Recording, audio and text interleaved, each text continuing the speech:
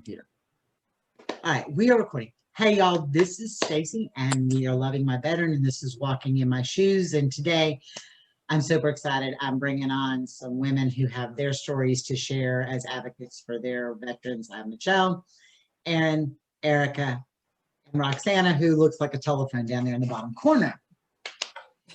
I don't know how y'all are going to see it when it plays back, but the veterans' issues in getting care with the VA is huge. And it is not just an isolated case here or there. It is everywhere. Michelle started to share her story this morning, part of it about the issues she's had with Damon. Erica's got notes. Erin's story is powerful. Roxana has a story. So whichever one of y'all want to go first, you can start and just kind of share your stories. Well, I talked this morning, so I'm going to hand it over to somebody else, unless you guys have questions from that. And we'll go. Roxana, you want your story? Yeah. Okay, I'll share mine. Just basically with everything, of course, that is happening with the pandemic, it's my husband is just leery of the video stuff.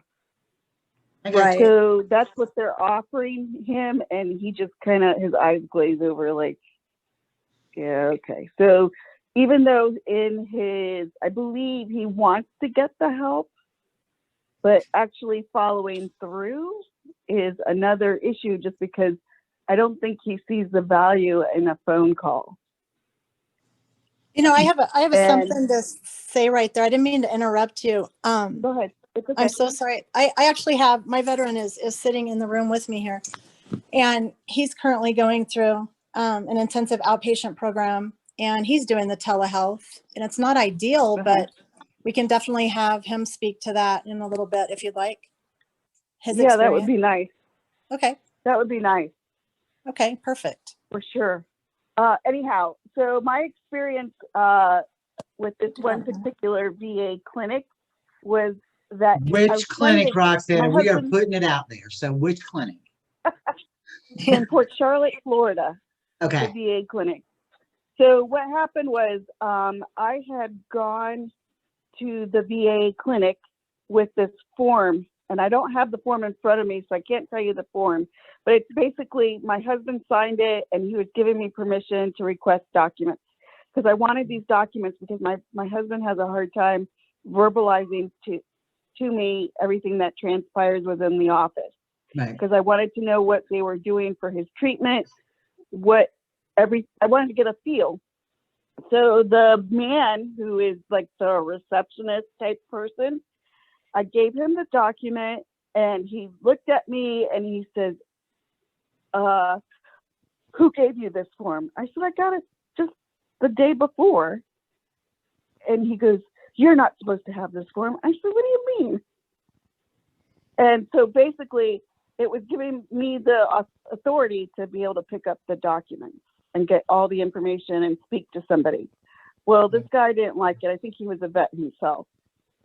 And he goes, I'm not, and I asked for the form back. He goes, I'm not giving that back to you. I said, why? My husband's signature's on it. No, you can't have that form. And I said, well, I want another form just like it. And he goes, I knew where I got the other form. I watched the lady get the form. It was in a different spot. So he grabbed another form, and I looked at the document number, and it was for my husband to get the information, not me. And so at that point I said, you're giving me the wrong form. And he says, no, you don't know what you're talking about. I said, yes, I do. The number's different. This is for my husband to get the information, and the other one was for me to get the information. And he says, well, I'm sorry, you're going to have to talk to a social service lady. So mind you, I work in healthcare, and I was going in between clients. So, you know what I know, and he was being very deceptive with me and not giving me the right form. And I said, she got the form over, and I pointed to where it was. And so anyway, he totally made me make me feel like I didn't know what I was talking about, when I completely knew the difference in the forms. And so then the lady comes out, the social service lady comes out. Go ahead. Oh, sorry. This was just a release of information, right? Just a simple ROI form. Yes. Okay. Yes, I can look up the document. I just don't have it with me right now. Okay. So anyhow, I talked to a social service lady, and she is, I'm sorry, we have to talk to your husband. And I said, well, they didn't tell me that yesterday. You didn't tell me that yesterday. And she goes, well, we need to witness him signing it. And I'm like, okay, well, he's working. That's why I came here, because I want to get this information and he's working. Well, she insisted that she speak to him. So he did speak to her, and he said, I consent. My wife has power of attorney over everything. I'm hers, she's mine. There's nothing that I need to hide from her. She's my wife. Well, you need to come in. We need to talk to you. Do you understand what it is that you're doing? We don't recommend this, blah, blah, blah. And my husband was like, I understand everything. There's no reason why. But the feeling that I had was just like, I knew that the form was different, and the guy was treating me like I didn't know what I was talking about. And he was just shutting me down, and it was just so infuriating. I just felt so, I can't get the right words out, but it was like, I almost felt like I was going to go postal, because they weren't giving me a voice. They weren't listening to me, and I felt like I had no power or authority or something. I don't know what it was, but it was very upsetting. So at this point, I don't go to that place, but I got the documents, because at the time I was going to the caregiver support group. So I had explained it to my lady, and she says, do you want to file a complaint? You can do a patient advocate. And I said, I don't want to do that, because I understand that you can get red flagged, and that you'll always be seen as the problem maker. And sure enough, when I got the documents, finally, there was documents in his medical chart saying that I had showed up and that I was upset. They didn't explain why, but they were doing it like to make me look like I was crazy. Yeah, and you're not So the I only have person I've heard that from. That to me it's insane. And first of all, you're in the medical field too, you know. A healthcare medical power of attorney entitles you to their documents. Yep. Yes. So let's just back that up. And to be denied that is just, it's so insane. And I think that, and I can't speak for everybody else, but I think that's part of the issues here, because especially when you're dealing with a veteran with PTSD, they already have trust issues. And so now your spouse is comfortable with you. And so they're trusting you to deal with something that puts them in an awkward, uncomfortable place, and he was working. Yeah. And so now the fact that they've hurt you has given them a bigger trust issue with the VA as a whole, because let's face it, there's not a lot out there for us. And we are treated like we don't exist. And I think that is huge in why a lot of us, our veterans, are not going to the VA, period. Well, it's hard to advocate for them when we face those silly struggles, you know? Yeah. And it's like they stonewalled me. He really was just like, he wasn't looking at me directly. I was asking direct questions. I was getting to the point, and he didn't want to hear anything that I was going to say. And it was just like, this is the most craziest thing, because I'm trying to make sure that my husband's getting the proper care. I want to know what has been done. I want to know what the timelines look like, because it just seemed like everything was being drawn out. And it was just so I wanted to make sure so I could ask the appropriate questions, this, that, and the other, you know. And like I said, I almost, it was a very hard experience emotionally, you know, with this PTSD stuff coming out. I mean, I had my own issues where I felt like I was going to be like being admitted to a crazy place. So I did go get the help. I did outpatient for like 2 months, because it was like crazy. I felt like I was just going to lose my mind, because my husband wasn't willing to do his part. in this insanity where all this pain came out, you know. And then so fast forward to now, and you know, it's like I just thank God that, you know. And then the caregiver support program, I was really expecting a totally different experience with them. It was just so general, and everybody was afraid to say stuff. So I'm just so thankful that I found these groups where I feel like I've been validated and that I'm not alone, and this stuff is real. You're not alone. And I'm not the only You're one. not. And I'm not the only woman going through the crazy. You know what's there are- interesting with that aspect is I noticed when I first was trying to realize that I needed to find help for myself also with the groups. A lot of these groups too, I feel like make you more depressed Amen. and more sad, Right. where I was Right. totally Yes. in such a deep depression myself just from the groups until I've Right. found groups from Stacy that looks to the positive Exactly. side. So Well, Yeah. there's- Right. And I'll tell you this, in Exactly. the last 8 years, and I just found one in August of this year. I've been married to him for 11 years. And just recently, like in August, when I started doing stuff with Wounded Warrior Project, because I had girls in a group that I was a part of, and I'm still a part of a little bit, they would call me crazy myself. And they would even go behind my back and tell him that I was nuts and things like that, and No, tell that's not him and tell right. him stuff. Listen, my husband got hit by a car after he got home from his last deployment. It's 8 years ago today. Yeah. Wow. And the things Stacy knows the story because I sent it to her yesterday. It's a whole big spiel. Actually, your story's already on I our mean, blog. Thank you. Yeah, that was the That's thing. her. Yeah, I read it. That's her. And yeah, that's the thing. His PTSD is so complex and things, it's ridiculous. And we get no help from the VA whatsoever. That's the problem. Yeah, Well, I don't understand that. That's Even on totally- top yeah. of that, though, like right now. And I'm paying all this stuff out of my pocket, Mhm, Mhm. and we have no rating for him whatsoever. mhm. And I'm sitting here and I owe $2,300 in past rent, and I'm getting no help from anybody. Yeah, and Mhm. that's where I think we're all at, because like for us, Yes.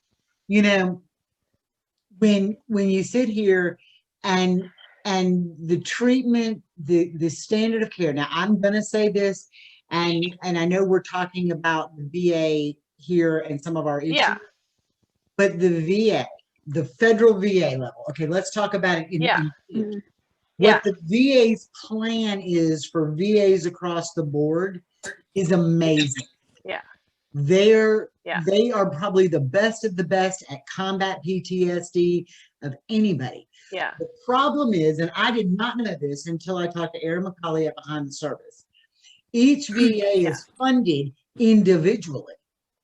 So if you Yeah. live somewhere like Boston, where you got all this wealth Yeah. coming in and you got all these high dollar people, Yeah. their VA is better than Podunk, Southeast Georgia. Okay, I'm just telling you. In Cleveland, Ohio. Right. Yeah. So a lot of that And has to Podunk- do. Punta Gorda, Florida. Right. So I mean, that Yeah. has a lot to do with it. Okay. Yeah. And I Exactly. didn't realize it, but the standard of care. Yeah. I researched 3 different places when I did a What is PTSD series and Walking in My Shoes. And when I researched that, 3 different, very reputable organizations, Mayo Clinic, American Psychiatric Association, and the VA, all 3 had different determinations of what PTSD was. Okay, so there's number 1. Mhm. But all 3 of them admitted that the absolute best first line treatment is counseling. Okay. But if you've got veterans, Michelle's veteran was a prime example when he went through what he went through. When you've got veterans who finally say, I need help and I need help today. And then they're told, That's where we were. you get them in for a day or two. And in Michelle's case, she got 3 days, thank you, Jesus, or 48 hours, I think. Nice. Yeah. Only because Michelle and I found the bed. Now, mind you, Yeah. okay, Yeah. only because we found the bed and I knew how that worked. So he gets 5 days and then is out, and then you got to wait 5 more weeks before you ever talk to anybody. Tell me where they don't trust that. That trust is Mm-mm. gone. And we know Yeah. that therapy is the first line thing. In your case is like my personal story. They didn't want to share my personal story. Do you really want to take some woman who's had a miscarriage with 4 babies, lives on a base where they know the water supply is polluted and know that it causes miscarriages? You really want her medical records floating around somewhere? Nope. They're gone. Yeah. They are nowhere to be found. So You it's know, not- that's very curious. That's a very curious comment because my Yeah. husband, he went before he separated from the military. He took it upon himself to request all his records medically, and so he had copies. And then all these years later, he requested for something, and they didn't have anything. He had to provide them with all the information. Well, and in our case, my ex-husband Woody was deployed. He was on an aircraft carrier. It's not like you can walk in and say, "Can you please copy my medical records? I'm flying off tomorrow." Yeah. Yeah. Right. You know, so that was. I had a couple of notes from the doctor's office, which at least will confirm the pregnancy and confirm what happened, and that's all I have. But yeah, this distrust sucks. Who was Yeah. speaking? I'm all on my little high horse being crappy. I know, we already got our blood pressure raised this morning. We can't do it again. So I will. If I got to march down the streets of somewhere, I'm Oh, gonna have high blood pressure. Go I ahead. know. Yeah. So yes, we had asked for an inpatient. My husband was ready, and of course they're not admitting because of COVID. And Right. then so now, because it's touch and go with treatment, with wanting it and not wanting it. And when Yep. somebody says they want it, you got to seize the moment. Exactly. Right. Yeah. Exactly. And I know And so, obviously COVID's made it so difficult for everybody. Yeah, but oh yeah, now I will say this. I They did it. got a note from somebody and I did the research. CDC guidelines are 25%. They can only take on 25% of their face-to-face caseload. And that is medical wide. Okay, so that's not just the VA. So if you think about the number of people they were seeing face-to-face, that's been cut by 75%. So that does pose a problem. But my issue is still when you have somebody who says, I read it to Michelle a minute ago. Oh, this will blow your mind. I had one from a chief warrant officer who went for a sinus infection. This was the beginning of 2020. Needed to have sinus surgery, went to have clearance done. They needed to do, the normal EKG, echo, normal stuff. Did his wouldn't clearing due to an abnormality in the EKG, then did an echo. It was abnormal. He has to have a cardiac cath. It has been 8 weeks. He has a heart problem, and it has been 8 weeks, and they still cannot get him scheduled. Somebody tell me where the problem is when the man dropped dead. And it started with the sinuses and it went to that. Mhm. 8 weeks. yeah. I'm sorry, there's a problem in that. Yes. There Slightly, is. huh? Yeah, it's crazy. All right, Erica, what's your story, sister? Go with your story and your questions. Well, I'll read over what he kind of said, and then I'll tell you my little experience, which is interesting because what we talked about this morning. The part of the stuff that we had here when I talked about, he doesn't even remember stuff because he gets so upset it like blacks out. But his first started in Charleston at the Charleston VA, which I just wanted him to give me input on other ones besides the one we went to here. And he said that he felt that the medical doctor there was extremely intimidating. They made him go to multiple visits for the same thing and kept denying him. And he said he was just really afraid to go back because they were totally judging him and acting like he was wrong and lying, even though when they assessed him right there on the spot, like, you could have issues. They discredit most of the, to discredit most of the claims. I'm trying to read what he wrote or what he was telling me. Denied, and then him saying he just does. Then people don't want to go back because they're feeling like they're judged, him personally. But then a lot of you don't get the care you need because you feel like no one believes you and no one cares. So back here now, we are in upstate South Carolina. So our current VA is in Spartanburg. When we first got here, they sent us to Charlotte to do a psychiatric eval, and then they sent us to Spartanburg to start that. So his first few visits at Spartanburg, he completely quit going after 5 or 6 times because it was basically a script. It was a really young girl. I don't know that she has much experience at all with PTSD. I mean, I know she got her degree, but there's a difference. Trust me. We all know that. Medical. Yeah. He said the first thing and the only thing she kept saying every time was quoted. She say, "We can and will fix you. PTSD is curable." Oh my God. To me, that made me freak out because I know him, and if it's curable, then why do we have all these thousands of people out there with the situation? If it's curable, we wouldn't have the problems we do. So I went off on a rampage with that. And that caused him to have increased emotions, which then he just can't focus and function at all, to be honest. She treated him like a number is how he felt. She just basically was reading from a script every time he went there. She'd ask the same questions, and he said she just had like this script on the computer that she would go for with that, just basically saying, you know, like it can be fixed, and he wasn't trying. Right. So then he just, I told him not to go back because you know, if he felt that way, why bother going back? So he didn't. It got kind of out of control again. So we went back because I told him like they'll refer you to somebody else, whatever, let's go back. So we went back and we met with the head of the department of the VA in Spartanburg. I don't know if she's a psychiatrist or psychologist, but she was the head chick. I guess that's not a professional thing to say. He requested for me to go back there with him. He wanted me back there. I basically sat in the corner because my request for the visit was because of his medication. I wanted it reevaluated because he's been on the same medication for 10, 15 years, whatever. And I waited myself a few years ago. Am I being too loud? Because I'm kind of loud. No, it's good, Erica. Go Okay. ahead. We like I get in trouble all the time at work, my big mouth. So I tapered it down because he was always complaining that he was too drowsy. And I know I'm not a psychiatric doctor, but as a nurse and a wife, I felt like I could monitor that. So as I tapered it down, he did become less drowsy and it was pretty much controlled.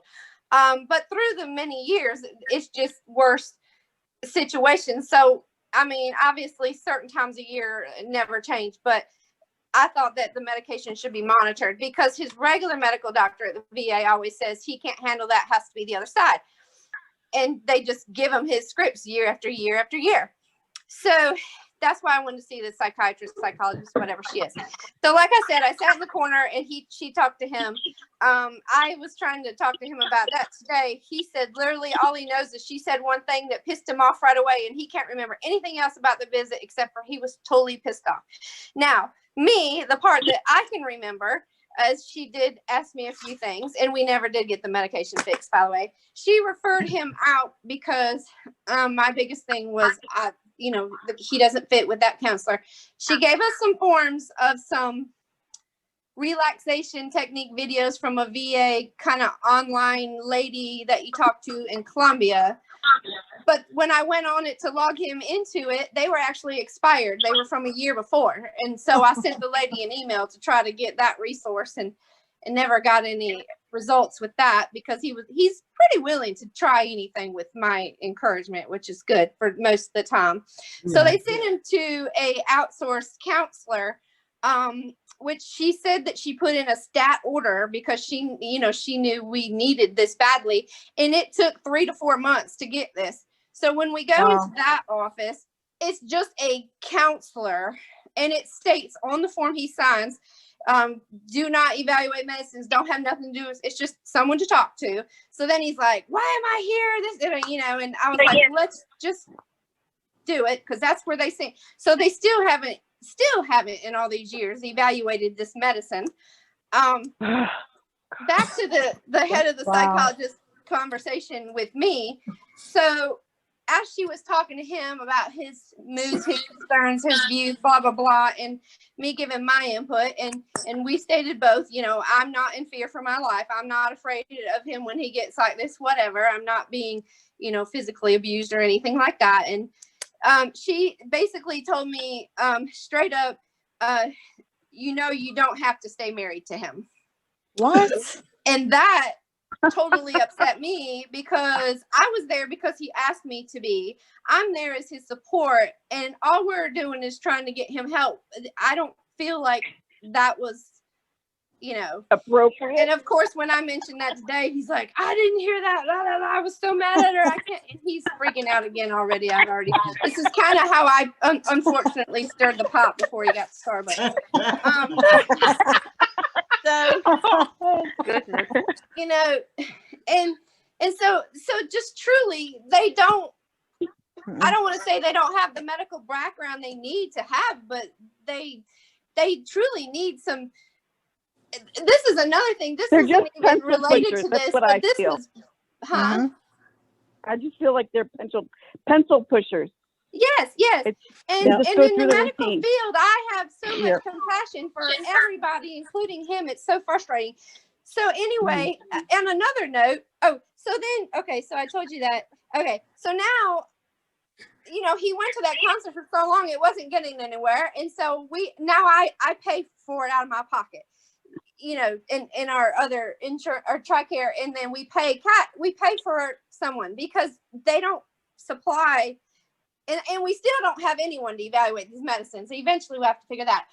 But we called the VA. This is another thing, though. 2 days ago, I wrote this down somewhere. I probably threw it away because I was so baffled. So we called the VA because my last name, this was crazy. When we moved here, you know, you got to go to the office and you got to update stuff because it's a different location, blah, blah, blah. And the lady in the office fills everything out. So apparently somehow, and we didn't know this until he went on there because we doing updated stuff, they changed my last name to my previous marriage name. Well, he saw that. So we called there and he says, he's calling the VA 1-800, and he said, and this was like 3 days ago. You know, my wife's last name is wrong. She said, well, you did it. And he said, and I'm sitting in the background and I was like, she does not know how to talk to a veteran, and I'm begging him to not react. And she's like, if anyone had done that, you did that. And he said, why would I use my, you know, I mean, why would he put my ex-husband's name? We were already married before we got here. He's not going to use, and she was just so rude. God. And then she's like, well, you need to prove your yearly pay before I change her name. So I logged on the bank and I said, and he said it, and she said, that's not correct. And he's like, I butted in. I was like, ma'am, that's correct. I'm looking right at a bank statement. Like, I mean, she was just so rude and just sitting there saying, you did it, that's why it's wrong and all this. And I was like, oh. But anyway, his glad it was biggest by thing phone though. was that everybody, they feel like they're very afraid to continue to go because they feel so much like they're judged. Mhm. And he said that when they fill out the disability forms, he said they don't write everything you say. He said they're partially listing stuff. And so then he said, each time you go, it's not, you're having to re-go through the documentation because the documentation wasn't what you just did. This looks like they're just putting what they want to try to get by, if that makes sense. Mhm. So he Yes. said every time he goes, he just feels like such a, you know, it's just negative emotions and a failure. And I think that's a huge Right. part of the breakdown because you're taking Mhm. guys who already feel defective. Okay. Right. Let's be Yeah. real. I mean, Right. put those words out there. You're taking guys who already feel like they're broken. right. And you are not making them feel worthy. You know, and I'm not being ugly, but if they would not have gone over there and did what they did, you bitches wouldn't have a job. So Right. let me back you up here a minute. Right. And so as you go back, like he sent us again to Charlotte to another outsourced psychiatrist. And then they send papers in. And then that why did we do that? I don't know, because that went absolutely nowhere. They reevaluated and said, yes, he had a lot of issues and he was okay to increase his pay, but they're still not helping him. Right. And then with the PTSD, he said that he's still even afraid to tell them everything. He said this he feels like is for a lot of people like blowing up issues, that they'll flag you like you're this bad, dangerous person, even if you're not. Right. They don't want it part of their record. Right. So he said Yeah. he won't ever tell them everything because they turn it into either they're not documenting all of the other, or they're flagging you as something. Yes. As a crazy person. Yeah. They Yeah. do. Yeah. And I think we had this discussion one night when we were talking, and I think part of it is, let's be realistic. Almost all of our veterans want some form of self-defense. Okay, but we can put that out there. You know, whether we choose to allow guns in our home or not, but when they flag you as mental, you don't have that ability to buy. And I'm not saying like even a handgun. I'm saying a shotgun to go out and hunt a deer. Hunting, which he I mean, says is a resource to relax. So he's like, you know, right. And if they flag you as crazy, you can't buy a gun to go shoot a deer with. I mean, you know, right. if I want to build an AR-15, I can order the parts and have them shipped. Look, they misdelivered the guy next door when we lived in Blackshear, his package to our house. And it was the upper and the lower except in 2 separate shipments to an AR-15 that I could buy online if I wanted to by myself and build my own damn gun. Okay, so yeah, but that's how they feel, and I think that's a valid point in where, you know, where we all are with our frustrations. And I'm sorry, I don't think you should ever advocate for people to get divorced. Do I think that some of these spouses get abused? Yes. Do I think that there's a big difference between abuse and a PTSD explosion? Absolutely. And I don't advocate. And I've lived both, so I can say yes. I have too. I've lived in both, and I can say that cross explosions are explosions, and that yes, he may get angry, and yes, he may have rage, but they're not directed at me. Okay, so I lived in abuse, and I understand the difference. So exactly.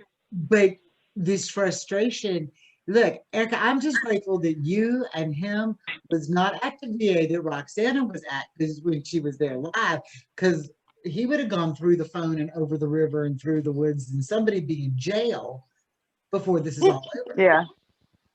And yeah. Well, I felt like I was like 2 steps away from going postal, and I'm like, deep breathe. Well, you know, breathe. when you're talking about your you're not crazy. And Erica talking about having to go back in and redo her paperwork and change her name. I got a message yesterday from a girl when we were talking about the same issue, right? She had worked very hard. They were going to the VA in Minnesota. Actually, I think they actually went to Chicago because it was closer. Anyway, her husband's 100% total rated through the VA. You ready for this? She just finished her paperwork, just got the approval 4 months ago on the renewal. She is a tier 2 caregiver, right? Got her money coming. They moved to Maine, closer to family. Well, of course, you got to change VAs, right? Just like Erica was saying. Yeah. That particular VA doesn't offer caregiver pay, and they took away her tier 2 caregiver pay. Wow. Federal done. You have to fill out because they're all individually funded, right? Right. Wow. That's interesting. All right, Aaron, we are ready for the Aaron story, because I hear the Aaron story is truly an amazing. It's just, well, it's just, where do I begin? Well, he's been to the VA a few times. We've been there quite a bit, and the psychiatrist he has had, she's just plain rude. I've gone to every appointment with him, honestly. She's just degraded him, and he absolutely cannot stand going to there. Absolutely hates it. I've gone I mean, she's very condescending. His medication is, I mean, the guy doesn't sleep. He's still 8 years later, he still acts like he's overseas. Mhm. He sleeps during the day. He's up all night. He drinks energy drinks like he's still over there. He goes through so much still. He's restless. He's still not readjusted after all this time to being here stateside after 8 years. He never really, when he came home, like I said, he came home from Afghanistan. His first real weekend he came home, him and his buddy, while they were reintegrating, they were out with their PT, trying to forget the stuff they saw over there. And we lived in areas where there were some bars, so they were walking around, not drinking and driving, which I commend them for that because they were being smart. So Right. they crossed the street on a busy street at night and got hit. He got hit by a car. Oh my gosh. So he's had, I think this will be surgery number 20. He had a broken shoulder, a broken leg, broken knee, broken ankle. He had a head injury. He has blood clots in his leg where he had a broken leg. He has a leg wound from one of the surgery sites that just opened up 3 years ago. We're talking a hole the size of a quarter that won't close up.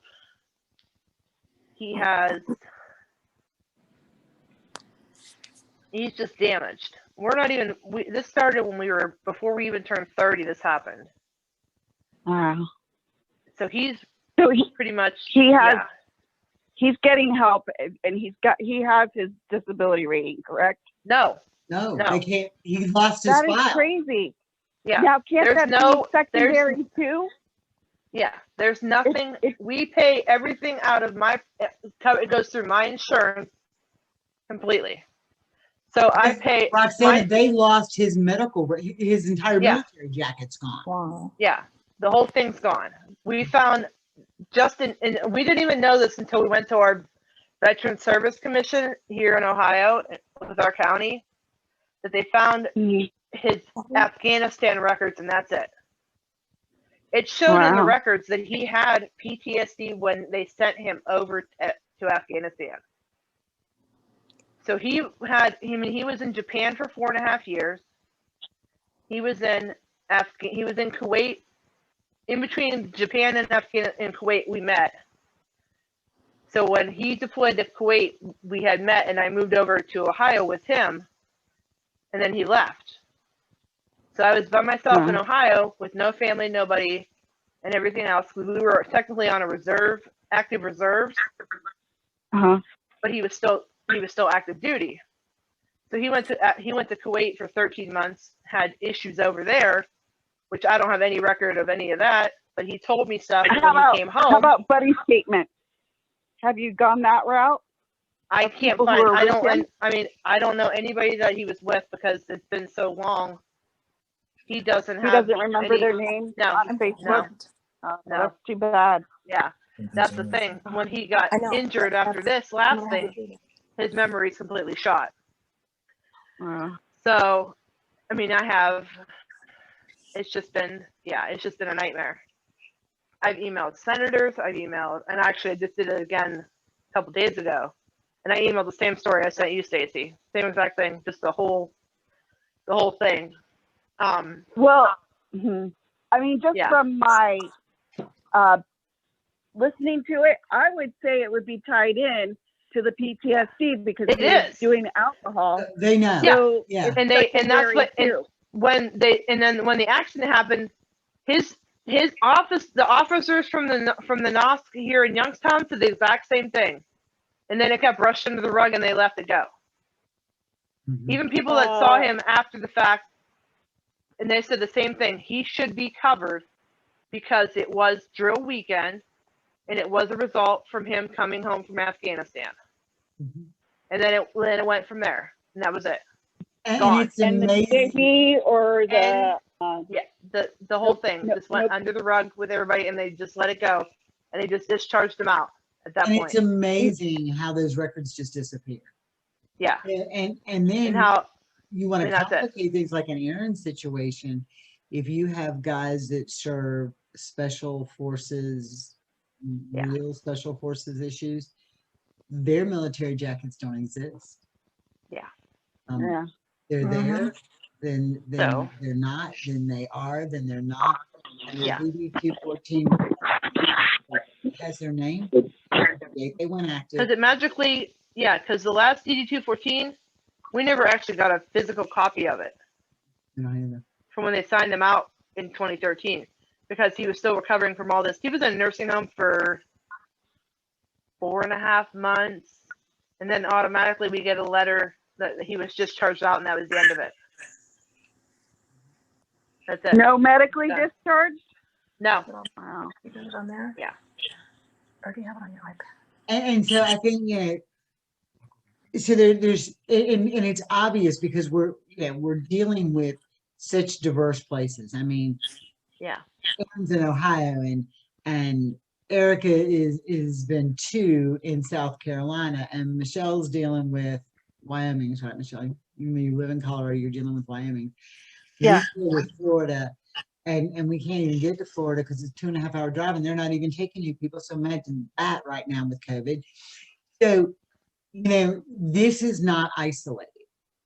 All of Yeah. our stories are so the same, and it's not isolated. And Mm-mm. like I said, I do have a meeting next week I'm super stoked about, but the only way we're gonna fix or make this out is to do what we're doing now. Let's have these conferences, let's put this out here, let's put them on social media, and send emailed copies of your stories, because going and saying, I've been told this, is not the same as here. This is Yeah. the story. And And this is what I've been trying to do for a long time. well, sister, you done found a woman with the right big mouth, okay? I got the big mouth. Right. And another thing. And I'm with going to the go VA give Miss Nolita a big video chat hug when I get a hold of her later on. Your I story got is the- amazingly crazy. I would be going crazy, going everywhere for records. Oh, 'cause you have no that- idea. I'm but- like, I'm really legitimately like on my wit's end. There's days I sit here and cry while I'm trying to work. And there's days I sit here and I'm just like numb to the world. Yeah, because you can't Yep. focus on anything else, I'm sure. Yeah. And Yeah. that's the other thing. You got to realize that we have formed. Yeah, I know. I love you too, Shell. Let me know how that Bye, goes. Shell. 'Cause I know Bye. you got a Talk thing to you soon. she has to Bye. do. But we have to become empowering to each other. And Yeah. I think that's what Eric was saying. When I looked for support initially in this, I thought I knew it. Oh, look, 20-year paramedic, dealt with the homeless veterans on the street. I thought I had it. Yeah. Nothing prepared me for living with it 24/7. Okay, I'm just saying. Yeah. So when I went to find support, it was the same thing. It was like, get out, run, don't do this. It was so negative. It was like, Yeah. what- Leave. That's like, do I have bad days? Yeah, we all have them. yeah, But the But- core is I love him and I'm not going anywhere. And I want somebody exactly. And I got you today and you're gonna go understand, Yeah. I mean, I I don't know understand, because yeah. it's in my personal household, but I know even though has rough days and makes me feel Yeah. very unloved, that I don't know that he could survive without me. Like I know he Uh-huh. loves me and he will break down without me. So I know I am that crutch. And I would never, unless there's a legitimate reason that he can't help this situation, that I would, Yeah. leave. So that's why it's so frustrating. And one I hear more people say note, that to just you, for yeah. the recording record, that has nothing to do with my household, but as a healthcare provider and trying to get appointments for VA people, I've had patients that have had amputations that need follow-ups with the VA that I can't get appointments for them for like 3 to 6 months, and this is supposed to be Yeah. a post-op follow-up appointment, Yeah. stuff Yeah, like it's that. crazy. That's Yeah. just horribly frustrating when you're Yeah. sitting there knowing that if this person doesn't go get their post-op appointment, that they're probably going to have another amputation because they, Yeah. you know, have no other means. So in that aspect too, I just have feelings for everything, not just my husband. I'm just, Right, and that's fine. I'm not, yeah. When I saw it on the streets of Savannah, you know, here are these homeless veterans on the streets of Savannah. Well, if Savannah doesn't have a VA hospital, they have a clinic. So you can't get medicine from the clinic. It has to come from the hospital, right? mhm. So they won't mail it to a PO box or to a group home or to a shelter. It has to be Yeah. mailed to a physical address. So To a how the physical hell are these address, people yeah. getting the medicine? Right. Hey, they're living Yeah. on the street. Then Yeah. because the VA clinic and the hospital were so far apart geographically, so, you know, 13, 14 miles, when you're homeless, that's a long walk. I'm just saying. So we take them to the hospital. They know they would need care. They know they would need behavioral care. And this is before COVID. And the VA Yeah. would not let them be referred somewhere and said, send them to the VA clinic. Okay, I'm confused. I didn't go hitchhike there. And so, yeah, as somebody in the healthcare profession, being the advocate, it sucks because I'm not just an advocate for mine, but being the advocate and watching it long term in this healthcare system, the system is very broken. Mhm. And I have, It is very broken. I was sitting in the parking lot in Dublin, Georgia, when the man took his life in an ambulance. Yeah, I can't imagine that. That's terrible. Okay, Yeah. because your life doesn't He matter. was making a statement. Yeah. He went for help. You know, I Yeah. have Kimberly who, and that's all I'm saying is the first thing, but and she'll come on and share. But I have Kimberly whose husband was recovering, wasn't drinking, had a PTSD moment, tried to get help at the VA. They were too busy. He went back to drinking. He called. He had started doing cocaine along with the drinking. Said he was going to die. Tried to get help. Kimberly went to get him. They took him to the VA. They kept him on the 72-hour hold. They sent him back out. No follow-up treatment, no nothing. Now he is drinking again and he has left her and she is going from bar to bar and alley to alley to try to find her husband because nobody helped him. And he their asked for records, 30 if they days. go in, then they'll just put in Yeah. there substance abuse, you know, whatever. They're Yeah. not going to look at the problem with their records because Yeah. I've reviewed, and my husband doesn't drink or anything really anymore, but I've reviewed his medical records from years past, you know, when it was way more severe and risky, and just reading what they wrote, and I went over with him. He's like, I had no idea they said that about me. That wasn't me, you know. So they judge it completely different than why is he doing it? Because there's an issue. Right, to because hide his substance abuse pain is or- the classification and not, we don't want to dig further to find the rest of the pain. Right. And that classification, you know, because if we're not documenting, it doesn't happen. Right. You know, and then Exactly. we have a whole nother issue that y'all know my January and next year is full with my plans for next year because we're gonna fix this problem first. But I want to know how many caregivers are in active counseling and committing suicide on their own because they're tired and the VA offers nothing for them. Mhm. Because I've been there recently. Me too. And you know, Yeah. the other thing is he tried to get life insurance policy, not very any, but just because we're getting old and we were trying to get it, and he was declined because when they reviewed his medical records from the military and they said his PTSD was too high level, so there was no way they would give him life insurance. Hey, so now tell me why they want to go get that rating because they can't Yeah. get life insurance. Yep. You're gonna Yeah. get your $350 from the VA when you die and a flat. Do you have that in writing? I would ask Um, them to write that down for you. The denial Yeah. from writing, that would be awesome. I'll have to Yeah, ask if him you because can it get was through USAA and they sent us the letter. That's why he was declined. It was through Okay, who? that's good. USAA. USAA? Mhm. Oh, That's They came crazy. to our house. They did urine, blood work, everything. He's completely, you know, he doesn't drink. He doesn't do any drugs besides, you know, the Prozac and vitamins that they give him. But like no painkillers, nothing like that. There's nothing. It was just the medical records that they reviewed. That was where they made their decision, and they sent it straight out a letter that stated that. That's crazy. Okay, so the USAA is famous for supporting their veterans, and they deny it because of his PTSD, but the military doesn't have record of it. How is that? What do you mean, the It's like military? No, the military has Yeah. Erica's Oh, we record. have records. He's His, 90%. yeah. It's Aaron that doesn't have the record. Yeah, wrong person. Oh, okay. Wrong All one. right, I'm getting confused here. That's okay. All right.